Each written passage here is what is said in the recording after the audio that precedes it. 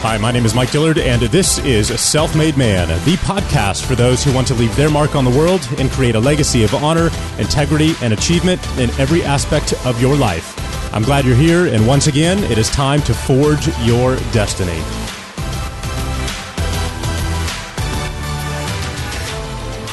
You know, I love success stories like the one that you're about to hear today because these are the dreams that entrepreneurship is made of.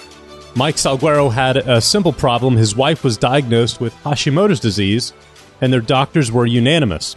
You must eat clean, grass-fed beef that's free of hormones, antibiotics, and that are never fed grain. But as they soon found out, finding purely grass-fed beef was nearly impossible. Now, if you're like me, this is where you say, wait a minute, Mike, why don't they just go to Whole Foods? They sell grass-fed beef, which is actually a question that I brought up in this interview. Well, as I learned, that's not exactly true. In fact, less than 1% of beef consumed in the U.S. is truly and wholly grass-fed. And that's when they realized that sourcing the cleanest, purest sources of animal meat is a really, really big challenge and a big opportunity. So they started with a single cow that they found on a farm, and they shared it with friends. And then one of them asked if they could, just have this quality of meat delivered straight to his house. That would be amazing. And that was it. That was the spark that inspired Mike to start ButcherBox.com, a company that sources and ships the purest, healthiest meat that you can get straight to your door. Now, what I love most about this story is that Mike has never been in the meat business. He didn't know how to have it processed or packaged or shipped. He had to figure all of that out from scratch, and he even managed to do it without any kind of funding. So today we're going to dive into the story of ButcherBox and how Mike has now scaled it to an incredibly fast-growing, multi-million-dollar company. Now, make sure that you listen to the very end where he shares one of the single biggest pieces of the puzzle, which happened to be one very specific person that he pursued and eventually was able to hire. Now, in addition to that, if you'd like to try ButcherBox for yourself, Mike has graciously offered a $25 discount off your first order. Just enter the coupon code SELFMADE, all one word, during the checkout process. Now, with that being said, please help me welcome Mike Salguero. Mike Salguero, welcome to Self-Made Man. It's a pleasure to have you here today. Yeah, thanks so much for having me. You bet. Excited to be here. So you're in one of the most competitive business spaces in the online world these days, which is why I'm excited to have you on the show. We've had some other entrepreneurs who've been in similar types of businesses here before, which have done really well. But as you and I had a chance to talk about earlier, this is an unbelievably competitive space these days. And you are the founder of ButcherBox.com, and I can't wait to hear your story. And I have to ask you, if you could start at the very beginning. You do have definitely a big background as an entrepreneur, but in a very different industry. What in the world inspired you to start ButcherBox? Yeah. So first of all, when you say competitive, I assume you mean meal kit companies. Yes. Of which there are dozens. Yeah. We actually like to position ourselves in a different space than meal kit. So we just send the meat. ButcherBox just sends meat. We don't send any of the ingredients, and giving people the flexibility to choose what they want. So we really see competition more like grocery stores than we do, the Plated and HelloFreshes and Blue Aprons of the world. But we can get into that as well because that whole industry is getting turned on its head right now as Blue Apron went public and has not done as well as expected. So anyway, we can talk about that later. Yeah. So I guess quick backstory. Always wanted to be an entrepreneur. Had a paper route. Sold T-shirts at events. Was always trying to figure out a way to hustle. My first company, which we started in 2008, was called CustomMade.com, marketplace for custom stuff. Actually, crazily, in my initial pitch deck, like literally the first time I went out to raise money, I had a picture of a feedlot with a bunch of cows eating in a feedlot, and then a picture of a happy cow grazing on grass. And I talked about transparency in production and how customers really were looking for the story behind the food that they were eating. And it was only a matter of time before that phenomenon happened in the stuff that they were buying. So Custom Made was a marketplace for custom furniture. Our whole thing was you could take a photo of a dining table that you liked at a Restoration Hardware and get a local maker to make it. So we raised a bunch of money. We had first round capital in our deal. We had Google in our deal. raised about $27 million over that period of time between 2008 and 2015. Ultimately, the business changed a little bit. What we found was the marketplace didn't quite work, and I had a co-founder, and we had a lot of scaling issues, and it was an intense ride. It was a fun ride. Learned a ton, but ultimately, my co-founder still runs it, but it's just focused on jewelry, and it's focused on them actually making the products rather than the whole maker backend, because that proved too unwieldy for both sides. But yeah, I can imagine. While I was kind of working on custom made, I started also trying to clean up my diet with my wife. So my wife has a thyroid condition. She has Hashimoto's, and we were following all these different doctors who were saying, basically all of them said, eat grass-fed beef. And went out to find grass-fed beef, didn't really know what grass-fed beef was, and couldn't find it. Maybe there was ground beef in our grocery store, but there wasn't a rich selection of cuts. There wasn't things that I was excited about cooking. And that just began this kind of obsession of, oh, I wonder if I could figure out how to buy grass-fed beef. Like, why couldn't I just get the cow? So I ended up first buying grass-fed beef from a farmer in Albany. I live in Boston, so it's about a three-hour drive. And then went from that to buying more and more because it didn't fit in my freezer. So the first time I gave some to my friends. The second time I bought more and sold to my friends. And the third time that I did this, one of my friends was like, this would be so much better if it was just delivered to my house. And that was the spark that started really trying to pull apart, how would I deliver great quality meat directly to your door that you can, we call it claims based, but essentially everything you're looking for in terms of antibiotic, hormone free, humanely raised, grass fed. How could I deliver that to your door in a way that was economical, in a way that you as a customer would, just keep buying? I gotta ask you real quick. 2 questions. Why was grass-fed beef an important part of your wife's recovery, if you will? Essentially, just a quick story. Every cow starts out the same way. The first 6 months is cow-calf, so the calf with its mother drinking milk. The next year, that cow goes on to grass and just eats grass. And then 98% of the cows in this country that are raised then move to a feedlot where they're fed a diet of grains, corn, and other things, and basically put on a ton of weight over a 6-month period. 2%, the grass-fed ones, stay on grass. So essentially, they just keep eating grass. A lot of the diets, the paleo diets, the Whole30 diets, kind of the clean eating movement, talk about the toxins that are stored in the fat of the animals, talk about the inflammation that's stored in the animals, and basically talk about how if you're on a diet where you're trying to eliminate as much kind of foreign stuff from your body as possible, eating something that was cleanly raised just on pasture makes a lot more sense. So those diets tend to have like turkey, wild game, and grass-fed beef as like the 3 options of what you can eat. So yeah, that's kind of the theory behind it. And we were just consumers looking, following what somebody else told us to do. So Yeah, of course. And that leads me to the second question is, I have to imagine that you guys at some point thought about just going to Whole Foods and seeing what they had available. And was that the case and they did not, or? Yeah, so I live in Cambridge, Massachusetts, which is, where Harvard University is. It's a fairly large city, well-educated city. We have 2 Whole Foods. Whole Foods doesn't really carry much in terms of grass-fed beef. So it might have ground beef. Certainly will have ground beef. Might have ribeyes or New York strips, but that's pretty much it. And if you like cooking, and you want to have different stuff like a chuck roast or a brisket or a culotte steak or a shoulder to put in the Instant Pot, any of that stuff, very hard to find in Whole Foods. And we can get into that more if you think your readers would be interested. But essentially, one of the things that we stumbled into was our product is frozen.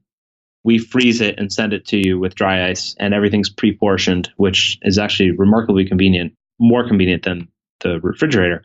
But so we don't deal with the same issues in terms of spoilage and shrink that a regular grocery store does. The way that a grocery store works is they essentially bring something into their meat case and they have to make sure that they're going to sell it, or else they have to cook it off and make a beef stew for their like hot lunch line.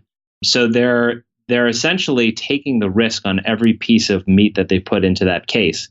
And the reason why you don't see a lot of grass-fed beef out there is because it's really hard for that Whole Foods, even in a major city, it's hard for that Whole Foods to have the confidence that they're going to be able to move all of the products that they put in. So generally, what you see is vacuum-packed ground beef and steaks and really nothing else, because those are the things that the customer probably knows, is most familiar with. But if you're the customer that likes anything else grass-fed beef or beef related, it becomes tough. And I know if you get down into the normal quote unquote, grocery store chains out there that are really discount based, price based, they're not carrying really high quality goods and products, that there are some pretty insidious practices that some have been caught using to increase the look and the feel, or if you will, the shelf life of the meats they have available. Can you share some of those with us?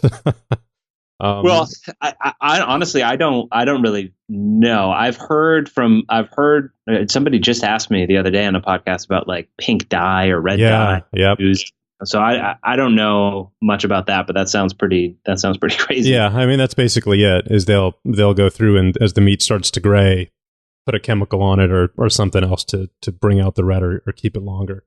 It's just gross. Yeah. So right. So cool. I get it. I get the inspiration. That's awesome. You found a couple of ranchers within a few hours of drive where you could start to source meat, and you're doing it for yourself at this point and some friends.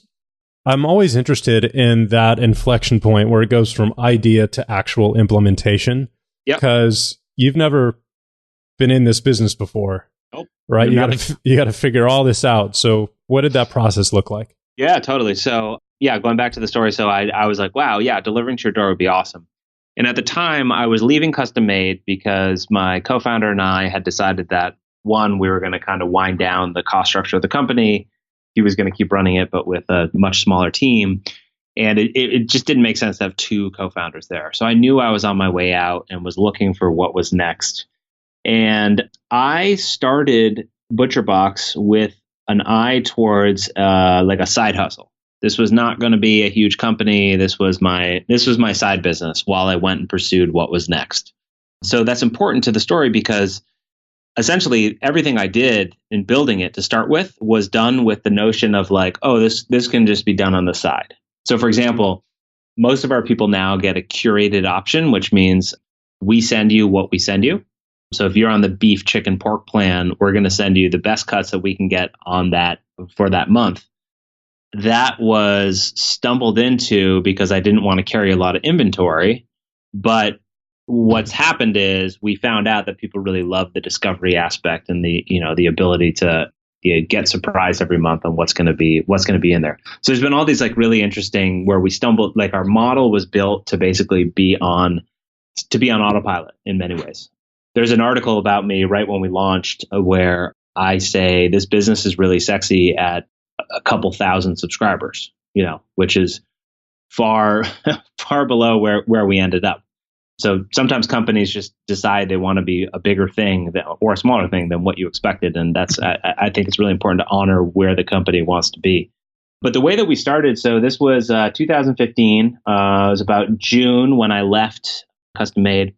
And I wanted to start with a Kickstarter campaign because I believed that Kickstarter was at this interesting point in its life cycle where there was an opportunity, if you knew how to game it a little bit, there was an opportunity to get an outsized reward for the risk associated with it.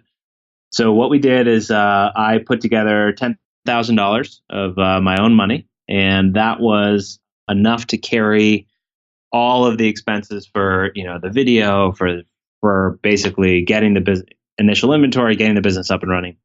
And launched on Kickstarter. And the whole thing was, hey, I wonder if this is, I wonder if we'll strike a nerve. I wonder if we can build a big campaign. We went out to raise $25,000 and we ended up raising $215,000 in 30 days. So pretty clearly we were well above where we, wanted to be. and sales were happening, and that was really exciting. And that was the beginning. So we launched beginning of September of 2015. So by mid-October, we were shipping out thousands of boxes, and things just kind of started snowballing from there. How did you figure out that part of the business? Because you're like, okay, we've got people who want meat. Now we need to source and ship the meat. Yep. And that was really hard.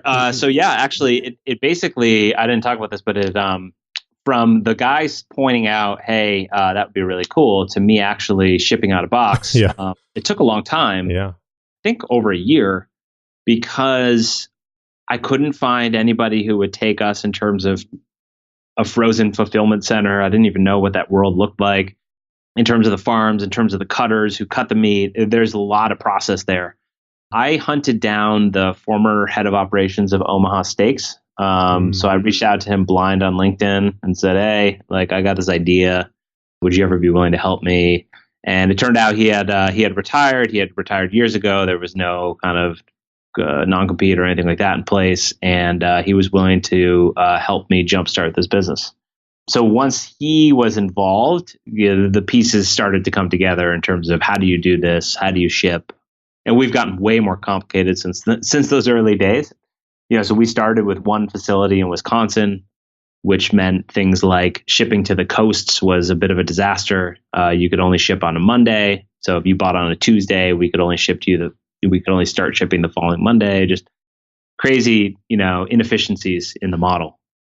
What my big belief is, you get started with something, got to get started with something, and then you tweak and tweak and tweak and tweak, and you're never done just improving on behalf of the customer to make their experience better and better and better. So that's kind of where, we're very different now, but I'm a big believer in seeking out mentors and seeking out people on LinkedIn, or seeking out people that can help, work for the company. And that is how we did that one. How many employees do you guys have now? So we have about 50 employees, and then we have about 50 full-time contractors. So one thing that I noticed that I loved on your webpage, and I have to bring it up here again on a different browser because I think I've been cookied out of it, is you guys seem to really understand direct response marketing and offers. And so free bacon for life is the top banner, right? Yep. Like, that's a great call to action, great copywriting, great irresistible offer. Is that your skill set, or is that somebody on your team? I wouldn't say it's my skill set. I mean, my skill set is pretty wide and not deep. I brought on my co-founder, Mike Philby. And so Mike came on the team as the head of marketing, and a lot of the marketing stuff has been his brainchild. But it's a work in progress. We didn't start with free bacon. That took about 2 years for us to figure out this idea of a coordinated promotion. The way we used to work is we'd have all these different people promoting us, and they'd all have different offers. So it was really hard for us, or for customer service, or even for them to understand like what you're going to get, et cetera. So the customer would see different offers and really not know what to do. And then we decided to coordinate everything into one offer, and that's worked way better. So when we started, because we never raised money. So we, fast forward 3 years, we haven't raised any venture capital, no outside money. And that has constrained us in really interesting ways that I think have been beneficial. One of the things is when we started, we didn't have a bunch of cash to like throw at Facebook and hope for the best and target customers and try to grow. And what we did is we noticed that there were all these people like the doctors and bloggers and nutritionists who had told my wife and I to eat grass-fed beef, but they weren't really giving any resources for where to find this. So we went out to them, these influencers, these bloggers, nutritionists, and we said, hey, when you tell your customer about this product, or when you tell your customer to eat grass-fed beef, could you also mention us? And we'll pay you like a royalty. And that strategy worked really, really well. And that's where we really started to see growth. So the affiliate model, basically. Yeah. And what we did, which was just, again, based because we hadn't raised money, is we did like an ongoing commission rather than an upfront fee.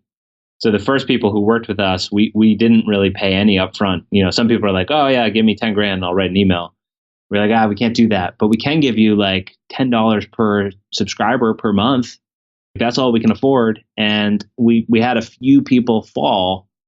And what happened was they did incredibly well and then started getting these monthly checks from us, which was really, I mean, I always say semi in jest that I think the American dream is to sit on your ass and collect checks. And, like that's basically what we built out. We built out an ability for people to do that. And that was yet again because we didn't have any money. If we had money, we would have been like, sure, here's 10 grand. Like, let's hope for the best, Right. So it's been a really interesting ride and a really interesting path. And I to people out there who are thinking about starting a company, I oftentimes mentor people, and one of the first questions they have is like, okay, how do I raise money? And it's like, but before you decide you need to raise money, like, do you really need to raise money? And is there a way to do this without raising money? Because the ability to own your own destiny versus doing that with a board or a bunch of people breathing down your neck should not be taken lightly. Yeah, agreed. And it just makes you more creative. It forces you to be more creative. For sure. Yeah, absolutely. And, going back to your point about like all the other meal kit companies out there, I read somewhere there's like 120 Blue Apron lookalikes. So what happened with Blue Apron is Blue Apron went public. They're now trading at 30 cents on the dollar, right? So of revenue.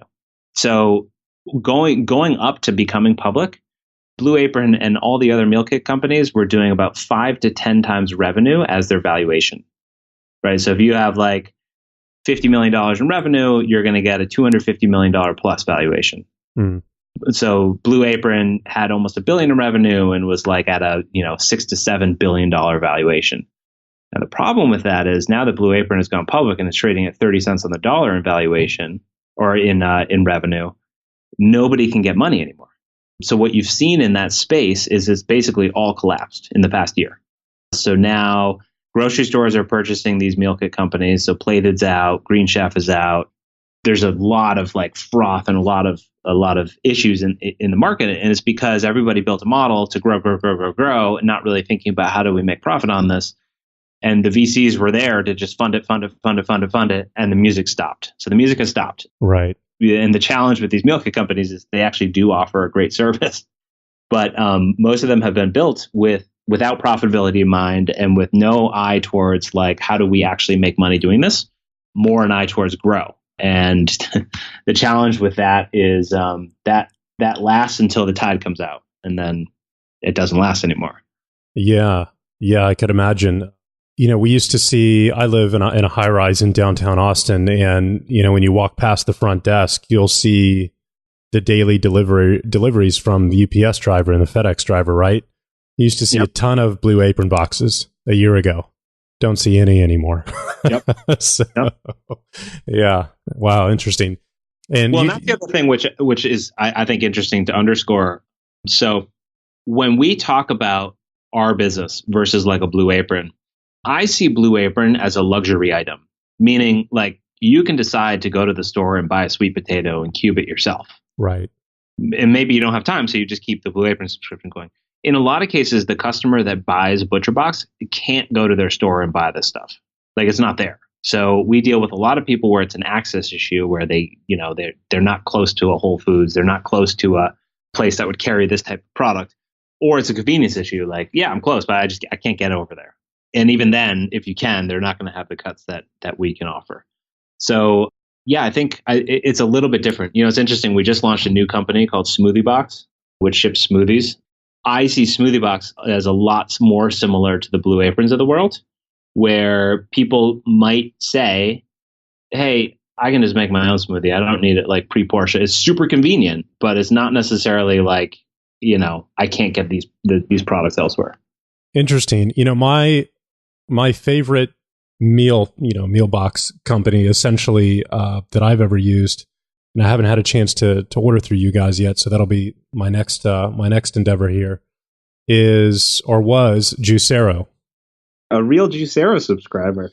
Yeah, no, I had the machine, and this was the big countertop machine, guys. If you're not familiar with Juicero, that you would then get in the mail every week these packets of essentially pre-macerated blends of vegetables and fruits that you would then put in this machine, and it was like a press, and it would press you fresh organic juice. And I love juicing, but like many people, I don't like the amount of work or cleanup that's involved with a juicing machine, right?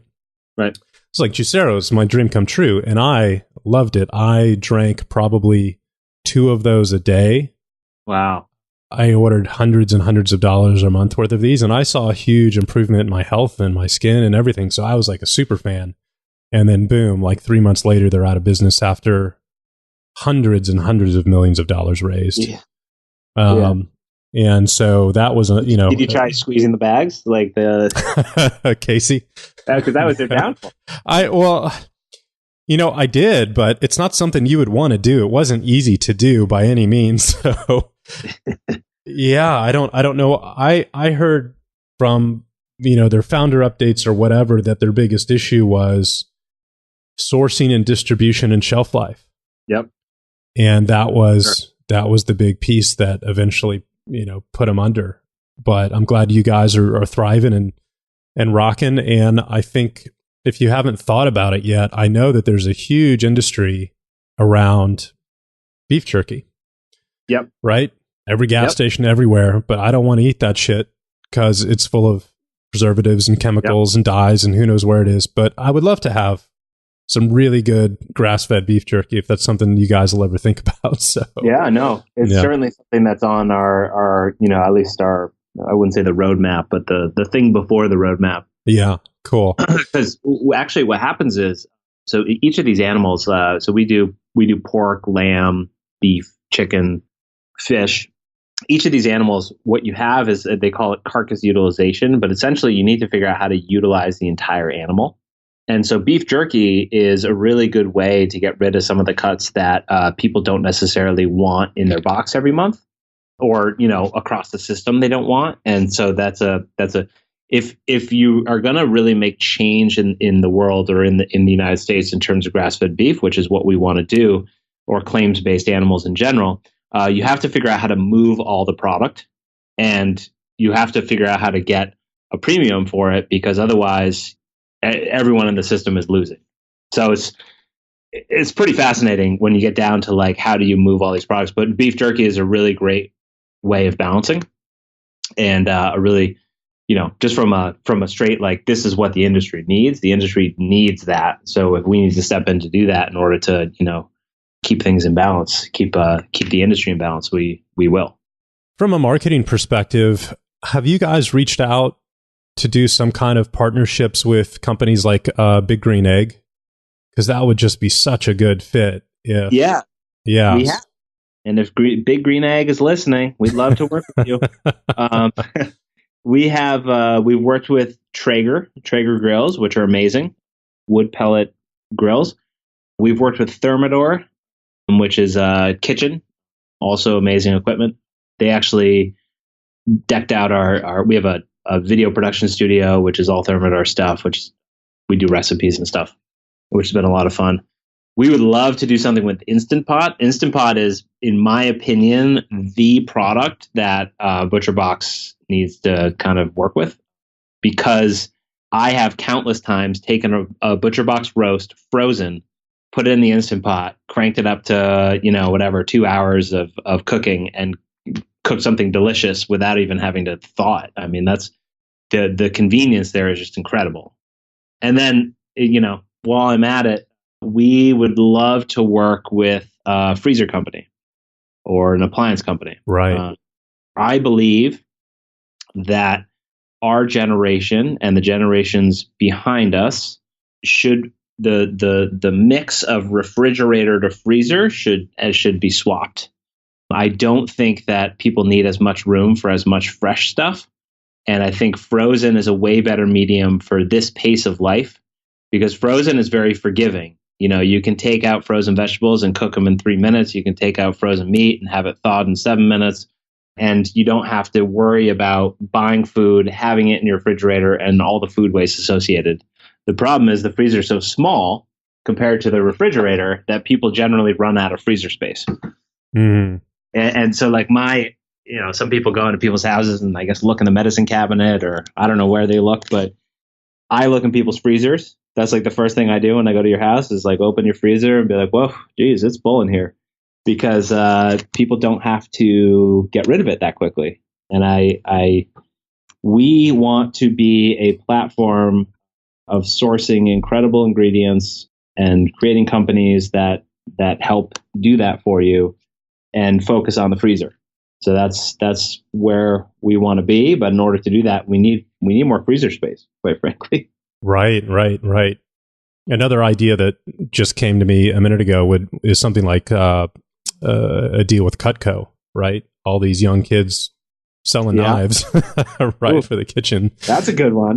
I would just imagine, like, if you could hook up with any of these companies and just put a flyer or something in there that says, hey, with your first green egg or Cutco knife purchase or whatever, you get a free, $100 voucher from Butcher Box or whatever, right? I don't know what the irresistible offer would be, or bacon for life, but it just seems like a win-win for everybody. Them as the vendor, you guys, the client, everyone.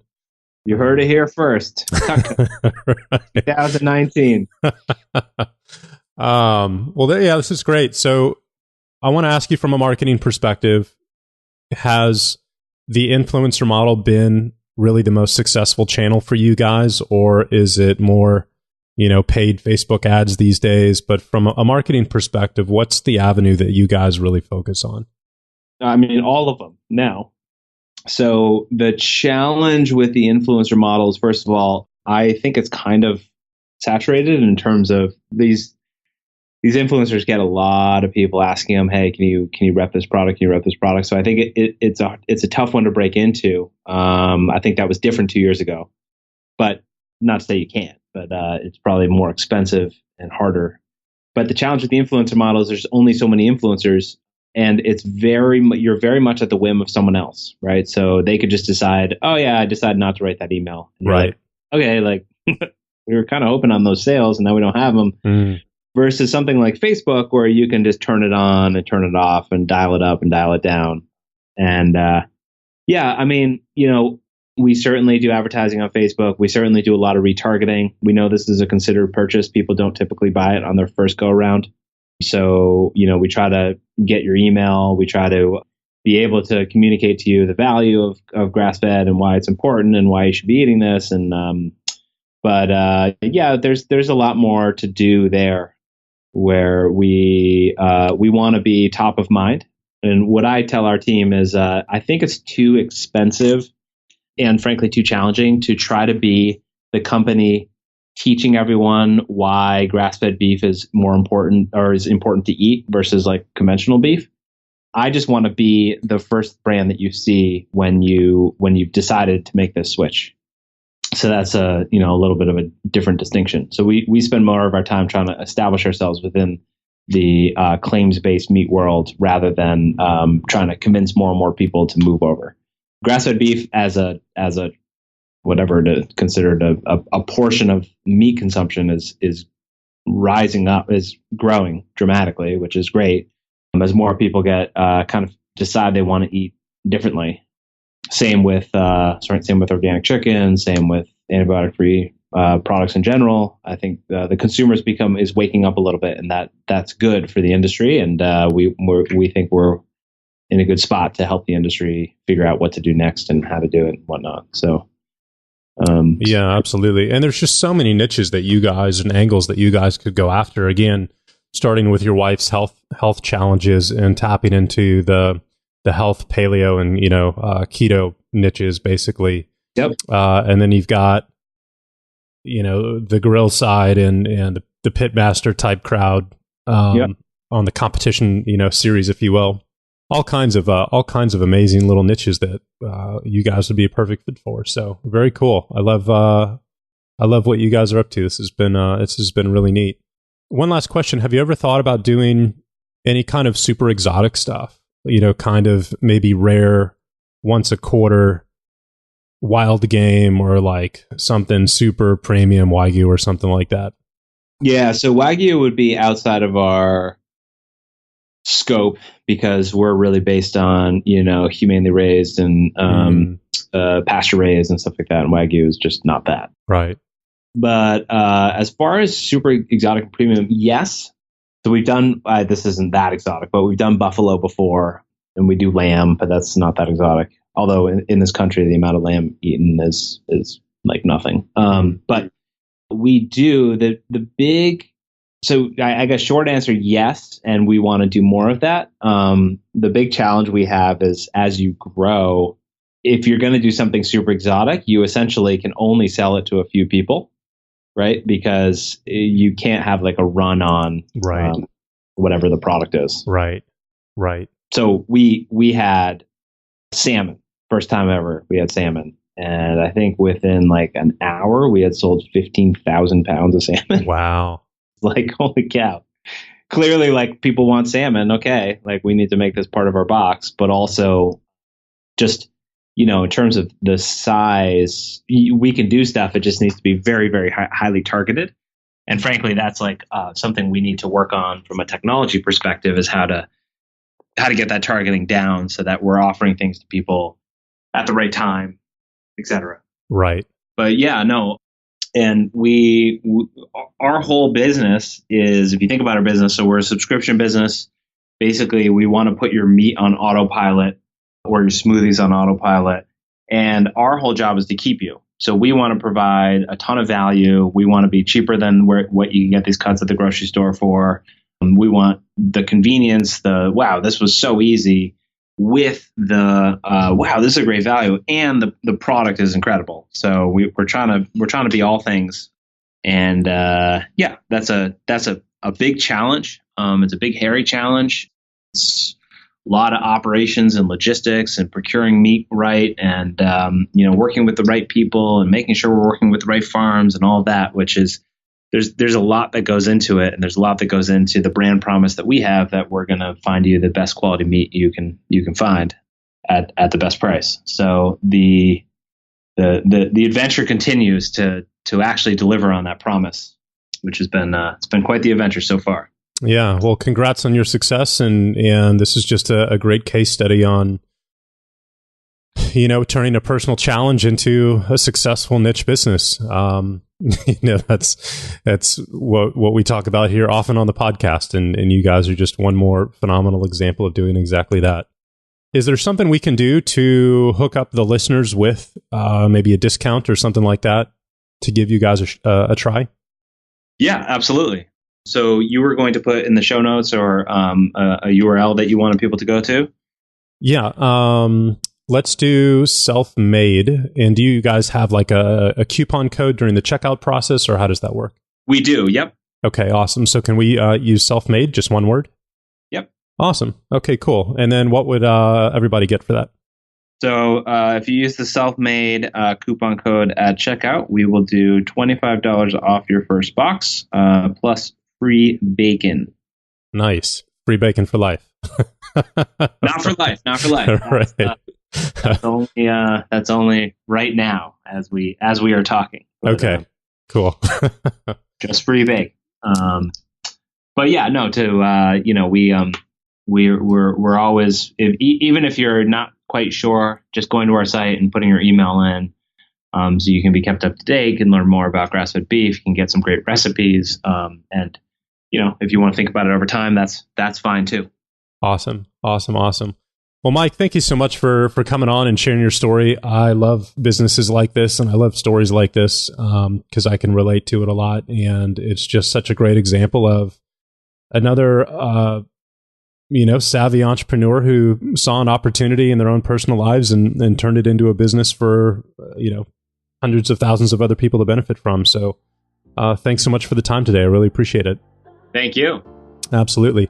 Well, guys, go check them out at butcherbox.com and put in the coupon code SELFMADE to get $25 off your first order. I know I'm going to be picking up something for myself. And Mike, this was once again a pleasure. Thank you for coming. And as always, guys, we'll see you next week. Take care.